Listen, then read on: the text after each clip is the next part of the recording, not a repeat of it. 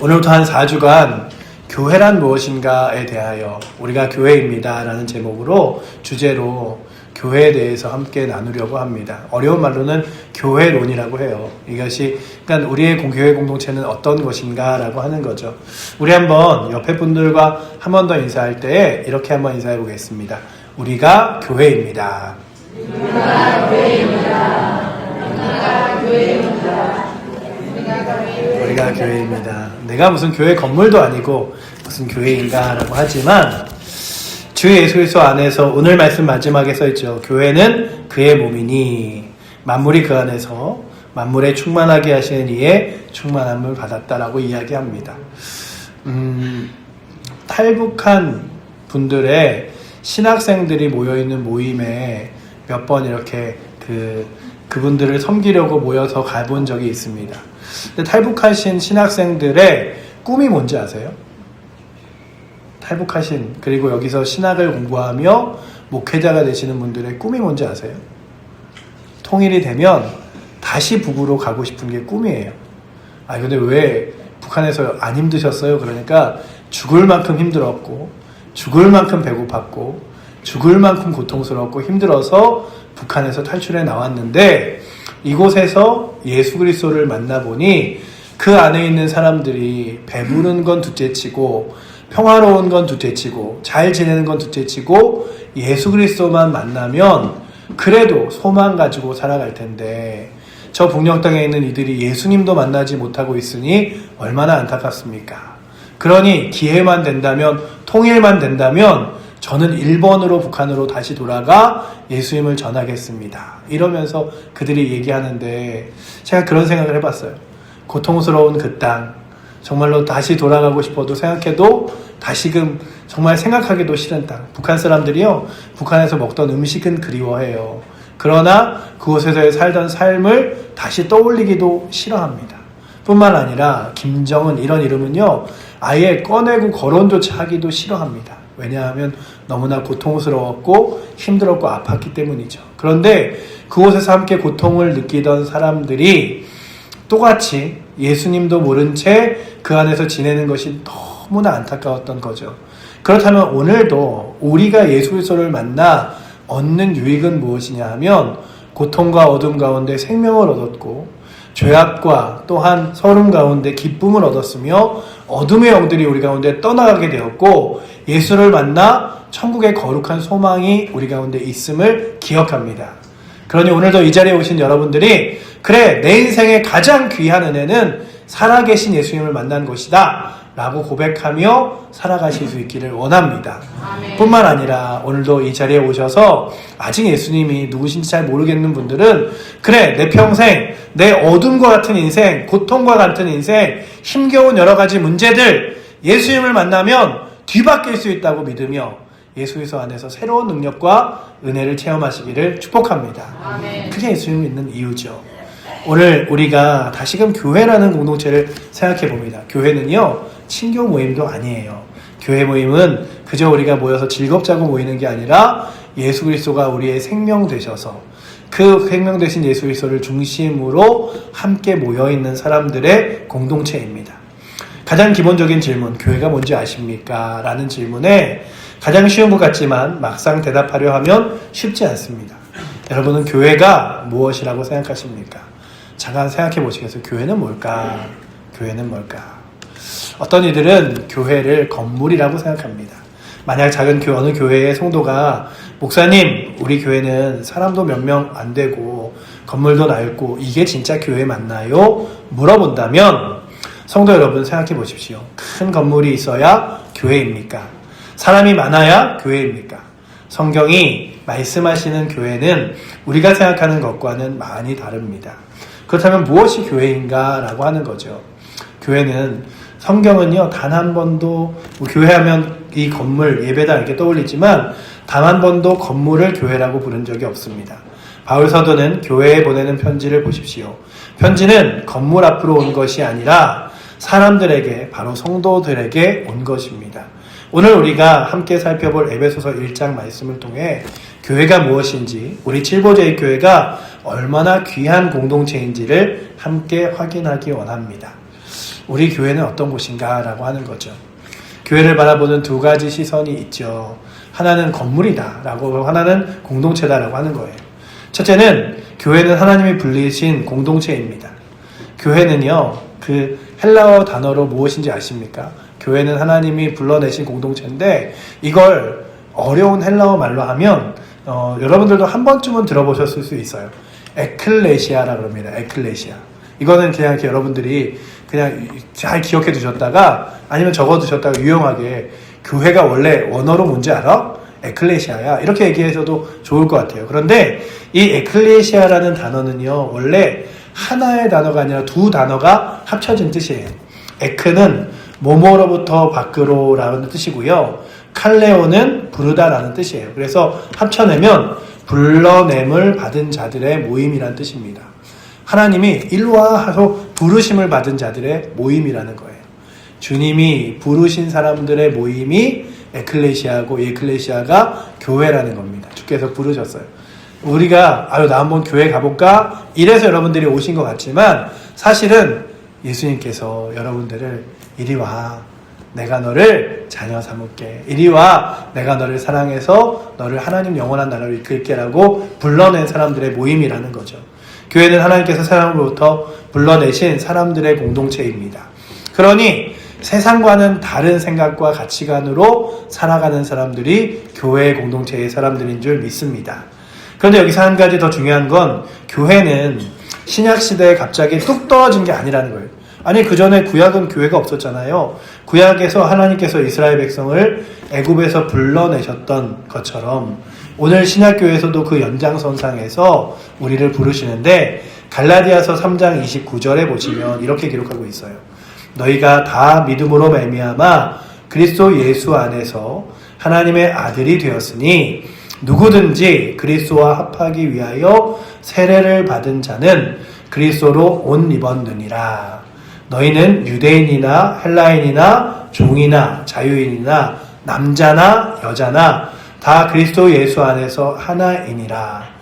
너희가 그리스도의 것이면 곧 아브라함의 자손이요 약속대로 유업을 이을 자니라. 아멘. 우리가 남자든 여자든 헬라인이든 유대인이든 아니면 종이든 자유이든 상관없이 그리스도께서 부르심을 입은, 그리스도가 부른 모든 사람들이 하나님의 자녀이고 교회라는 것이죠. 오늘도 이 교회 공동체에 오신 여러분들이 이런 생각을 하시길 원합니다. 주님이 나를 부르셨다. 주님이 나를 사랑하신다. 아멘. 라고 기억하시면서, 나 같은 사람을, 여러분들 그렇잖아요.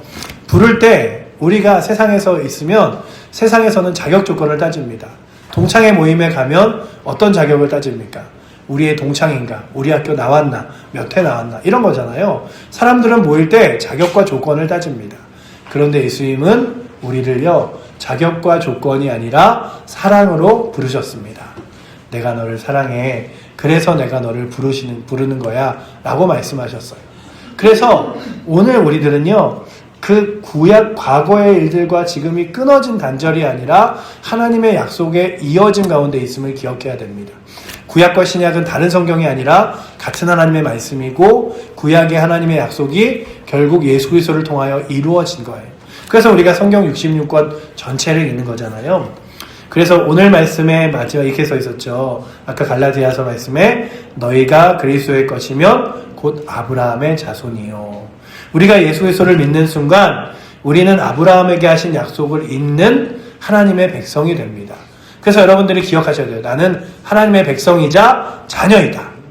여러분들, 우리는요, 이 대한민국 땅에서 이 대한민국의 백성으로만, 시민으로만 지내는 게 아니라 하나님 나라 천국에도 시민 됐음을 기억하시기 바랍니다. 아멘. 언제 내가 하나님 나라 천국의 시민 됐지? 예수를 믿는 순간, 주님 만나는 순간, 그때 하나님의 자녀 된 거죠. 우리가 구약의 이스라엘과 신약의 교회는 단절된 것이 아니라 하나님의 언약이 그리스도 안에서 완성된 거예요. 그러면 우리에게 무엇을 의미합니까? 우리가 교회에 나오기로 결심해서 교회가 된 것이 아니라, 에베소서 1장 4절을 보시면 창세전에 그리스도 안에서 우리를 택하사라고 되어 있거든요. 세상이 생기기도 전에 하나님이 이미 여러분들을 아셨습니다. 여러분 한 사람 한 사람의 이름을 아셨고, 그 여러분들을 이제 우리 칠보제일교회에 부르신 거예요. 아, 주님께서 교회에 나왔으니까 교인이 아니라 원래부터 나를 알고 계셨고 나를 사랑하고 계셨구나 라고 하는 거죠. 그렇다면 이런 생각 해보신 적 있으십니까? 내가 왜 이 교회에 다니게 됐을까? 그냥 가까워서? 아는 사람이 있어서? 성도 여러분, 우연이란 없습니다. 하나님께서 창세 전에 여러분들을 아시고 칠보제일교회로 부르시고 이 교회에 앉아 계신 것은 하나님의 선택과 부르심의 결과인 줄 믿습니다. 아멘. 이것을 믿을 때 우리의 교회를 대하는 자세가 달라지는 거예요. 하나님이 나를 이 교회에 부르셨구나.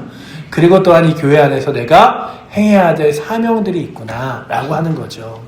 그외 또한 교회는요, 그냥 사람들의 모임이 아니에요. 사람들이 모여있다고 해서 사람들의 모임이 아니라 성경은 무엇이라고 말하냐면 교회는 그리스도의 몸이라고 이야기합니다. 그리스도의 몸이라고 말하죠. 오늘 본문 22절과 23절을 다시 보시면 바울 사도는 그리스도께서 만물 위에 교회의 머리가 되셨다고 22절에 이야기하고요. 23절에는 교회는 그의 몸이라고 선언합니다. 그리스도가 머리이시고 교회가 그의 몸입니다. 이 그림은 얼마나 놀랍습니까? 교회는 그리스도와 분리된 종교단체가 아니에요. 그리스도의 몸이죠. 머리와 몸이 어떻습니까? 여러분들 머리와 몸이 떨어져 있나요? 분리될 수 없죠. 머리가 아프면 몸도 아프고 몸이 다치면 머리도 괴롭습니다. 그리스도께서 교회를 그렇게 생각하신다는 거죠. 교회가 힘들 때 그리스도도 아파하신다는 것입니다. 그러니 여러분들 성도 한 분 한 분의 아픔과 눈물, 힘겨움과 어려움을 아셔서 주께서 그렇게 얘기하시는 거예요. 내가 너희를 위하여 눈물로 기도하노라. 그러니 여러분들 힘들 때 교회에 얼마 오신 적 없으셔서 아유 내가 교회 나간 지 얼마 안 됐는데 기도해도 될까? 그러지 마시고 힘들 때 예수님 저를 좀 도와주세요. 예수님 제가 너무 힘들어요. 예수님 제가 너무 걱정돼요. 예수님 제가 어떻게 해야 될지 모르겠어요. 그러면 예수님께서 우리보다 앞서서 우리를 위하여 기도하시며 역사하시며 응답하실 줄 믿습니다. 아멘. 그것이 바로 믿음의 공동체의 사람들의 확신이죠. 약하게 보이는 지체가 도리어 요긴하여지게 보이기도 합니다. 고린도전서 12장 22절부터 24절에 이렇게 써 있어요. 그뿐 아니라 몸의 더 약하게 보이는 지체가 도리어 요긴하고 우리가 몸에 덜 귀히 여기는 그것들을 더욱 귀하게 것들로 입혀주며 우리의 아름답지 못한 지체는 더욱 아름다운 것을 얻느니라. 여러분들 교회가요 막 이렇게 돈 많은 사람, 건강한 사람, 능력 있는 사람 이게 아니라 가장 연로하신 어르신이 와도 가장 기쁜 곳이고요. 그리고 또한 교회 공동체는요, 야 세상에서 저런 사람이 어딜 일하고 하는 사람이 교회 와도 환영해줘야 돼요. 왜냐하면 가장 연약한 자를 가장 능력 있게 세우는데 바울이 그런 고백을 해요. 죄인 중에 괴수인 나 같은 사람도 주께서 택하사 하나님의 자녀 삼으셨으니 우리 모두가 하나님의 은혜 안에 거하지 아니할 자 누구인가. 그러니 오늘 여러분들 교회 오실 때마다 아유 나는 능력이 없는데 자격이 없는데 나는 늙었는데 나는 힘이 없는데 나는 돈이 없는데 이게 아니라 주님께서 나를 귀하게 여기시고 가장 요긴하게 사용하신다라고 믿으며 주 앞에 나오시기를 원합니다. 아멘. 그게 우리의 힘이죠. 손가락을 한번 생각해 보십시오. 5 손가락 중에 가장 어떤 손가락이 요긴합니까? 대개는 엄지손가락이 제일 중요하다고 하기도 하고 검지가 중요하다고 합니다. 그런데 생기손가락 하나 다쳐보십시오. 그 작은 손가락 하나가 없으면 얼마나 불편한지 모릅니다. 밥도 제대로 못 먹고 젓가락질도 안 됩니다. 몸의 모든 지체가 다 필요하고 요긴한 거죠. 우리 교회도 마찬가지입니다. 이 교회의 어르신 한 분 한 분, 교회의 성도 하나하나 결코 그리스도의 몸에서 없어서는 안 될 요긴한 지체들입니다. 그래서 바라보시면서 늘 그러셔야 돼요. 여러분들 그렇잖아요. 내 새끼발가락 쓸모없어. 이러지 않잖아요. 귀하다 여기시잖아요. 그것처럼 성도들을 볼 때마다 서로 귀하다 여기시고 또한 서로 귀하게 또한 대하여 주시는 은혜가 있기를 원합니다. 아멘. 그런 의미에서 우리 한번 옆에 분들과 한 번 더 인사해 볼까요? 자, 너무나 귀하십니다. 그냥 교회 오신 것도 귀하고 이 예배에 대해서 함께 하시는 것도 귀한 거예요. 그래서 야 내가 교회 가니까 나보고 귀하다 그러대. 근데 그냥 빈말은 아니겠지? 정말 빈말이 아니에요. 귀한 거예요. 여러분들은 너무나 귀하십니다. 어떤 분들은 이렇게 생각하실 수도 있습니다. 목사님이 우리 교회는 너무 작아서 사람도 없고 뭐 이러면서 성도 여러분, 교회 크기, 교회의 가치는 결정되어지지 않습니다. 서울에 몇만 명 되는 대형 교회나 우리 칠보제의 교회나 그리스도의 몸으로서의 가치는 똑같습니다. 오히려 바요사도는 약하게 보이는 지체가 도리어 요긴하다고 이야기합니다. 이것이 하나님의 눈으로 보는 교회입니다. 우리 교회가 하나님 안에서 귀한 교회구나. 저 서울에 있는 어마어마한 큰 교회, 그런 교회들만 하나님이 귀하게 여기시는 게 아니라 우리 교회가 하나님이 귀하게 여기시는 교회구나 라고 믿으며 귀한 교회를 사랑하시기를 축복합니다. 아멘. 우리 교회 성도 한 분 한 분은 그리스도의 몸인 지체입니다. 그러면 옆에 앉은 형제 자매들을 어떻게 대해야 되냐? 내 몸에 지체를 대하듯 귀히 여기고 아끼고 돌봐야죠. 한 지체가 예배에 빠지면 몸에 구멍이 생긴 것이죠. 오늘 서로가 얼마나 소중한 존재인지를 기억해 보시고 아까 인사한 것처럼 귀하다 여겨주시며 서로를 위하여 기도하고 귀하게 여기시는 공동체 되기를 원합니다. 아멘. 또한 교회는요, 어머니라 그래요. 여러분들 괜히 어머니 하면 또 저희들 뭐가 생각나죠?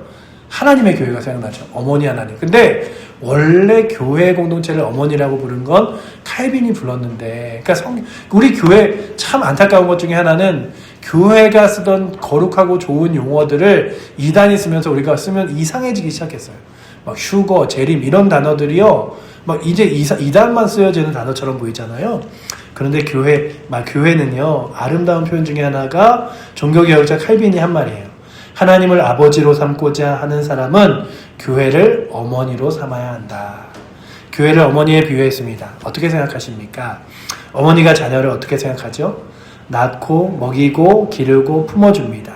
자녀가 아플 때 함께 아파하고 넘어지면 일으켜 세웁니다. 교회가 바로 그런 공동체라는 거죠. 우리가 믿음으로 태어나고 자라고 성숙해지는 곳이 바로 교회입니다. 여러분들 믿음이 자라고 싶으십니까? 교회 공동체 안에서 생활하십시오. 우리 믿음이 태어나고 자라는 곳이 교회이고요. 칼본이 이 말을 하면서 한 가지를 강조했습니다. 어머니 없이 자랄 수 있는 자녀가 없듯이 교회 없이 혼자 믿는 것은 위험하다 라고 하는 거죠. 교회 안 다니면 어때? 그냥 믿음 생활만 하면 되지. 안 그런 거예요. 요즘 가나안 성도라는 말 들어보셨습니까? 이제 오래되기도 했지만 가나안 성도 얘기 들어보셨어요? 가나안 성도라고 교회 잘 안 나가는 성도들이에요. 근데 왜 가나안이라고 부르는지 아세요? 가나안을 거꾸로 하면 뭐죠? 안 나가죠. 교회 안 나가는 사람들이라 그래서 가나안 성도라 그래요. 교회 안 나가고 집에서 혼자 믿겠다는 분들입니다. 교회 나가면 상처받는다. 사람들은 힘들다. 집에서 혼자 말씀 보는 게 낫다. 이런 이유들이죠. 그 마음은 충분히 이해합니다. 그러나 성경은 그런 신앙을 지지해 주지 않습니다. 어머니가 모든 게 완벽하지 않아도 어머니를 떠나 혼자 자라는 아이는 온전히 자라기 어렵죠. 교회도 마찬가지입니다. 완벽한 교회는 없습니다. 그러나 그 불완전한 교회 공동체 안에서 우리의 믿음이 자랍니다. 그러니 교회 공동체 너무나 내게 귀하고 소중하다 여겨주셔야 돼요. 그렇다면 칠보조의 교회가 우리에게 어떤 의미입니까? 바로 우리의 믿음을 낳고 키워온 어머니입니다. 여러분은 이 교회에서 세례를 받으셨고, 어떤 분은 이 교회에서 결혼식을 올리셨고, 어떤 분은 이 교회에서 삶의 가장 힘든 때에 위로를 받으셨죠. 이 모든 것이 하나님께서 교회를 통해 우리에게 베풀어 주신 은혜인 줄 믿습니다. 아멘. 그래, 교회 공동체를 어머니로 삼아 이 안에서 위로받고 내가 자라나는 거지 라고 하는 거죠. 여러분들, 또 한 가지 말씀드리면, 우리 교회 공동체는 작은 농촌의 교회지만 이 교회는요, 2000년의 역사의 보편적인 교회와 이어져 있습니다. 초대교회부터 시작해서 종교개혁의 교회들, 한국에서 복음이 들어온 이 일에 이 땅의 교회들, 이 모든 교회의 흐름 안에 우리 칠보조의 교회도 있습니다. 작아 보여도 이 교회는 하나님의 크고 아름다운 계획 안에 있는 귀한 공동체이죠. 초대교회부터 종교개혁의 시대를 거쳐 이 땅에 복음이 들어와 우리에게까지 전해져서 우리가 교회 공동체로 세워진 거예요. 그렇다면 예수님의 십자가의 피 한 방울부터 시작된 교회 공동체가 바로 우리 칠보조의 교회구나. 그러니 예수님의 보혈의 피와 같은 어머니와 같은 공동체가 교회구나 라고 여기며 교회를 또한 사랑하며 나아가시기를 축복합니다. 아멘. 우리가 마지막으로 결론적으로 이야기하면 이제 교회를 바라보시는 여러분들의 눈이 이러길 원해요. 우리는 세 가지를 함께 살펴봤습니다. 첫째는 교회는 하나님이 불러내신 공동체다라고 하는 거죠. 세상 가운데 불러내셨습니다. 우리 스스로 이 자리에 온 것이 아니라 하나님께서 우리를 택하여 부르셨죠. 둘째는 교회는 그리스도의 몸입니다. 우리 한 사람 한 사람이 그 몸의 요긴한 지체들이에요. 그러니 여러분들이 서로를 대하실 때마다 귀하다, 귀하다. 정말 우리 성도들이 귀하다 여기시며 서로를 위해 기도해 주시기 바랍니다. 셋째는 교회는 우리의 어머니입니다. 이 공동체 안에서 우리는 믿음이 자라고 성숙해집니다. 그러니 오늘도 이 말씀을 기억하며 우리의 삶을 어떻게 내어주냐면 그리스도께서 생명을 내어주신 이 교회, 그 교회를 사랑하십시오. 완벽하지 않아도 작아 보여도 이 교회를 사랑하십시오. 왜냐하면 그리스도께서 이 교회를 사랑하시기 때문입니다. 예배소서 5장 25절 이렇게 말씀하십니다. 그리스도께서 교회를 사랑하시고 그 교회를 위하여 자신을 주셨느니라. 그리스도께서 목숨을 내어주실 만큼 사랑하신 교회, 우리도 그 교회를 사랑해야 되지 않겠습니까? 이번 주에 한 가지 실천을 하신다면 옆에 앉으신 성도님께 이렇게 말씀해 주십시오. 형제님, 자매님, 집사님, 당신이 이 교회에 있어서 감사합니다. 우리가 서로 그리스도의 몸의 지체임을 서로 확인하는 것이죠. 그리고 이번 한 주간 이 교회를 위해 한 번이라도 더 기도해 주시기를 바랍니다.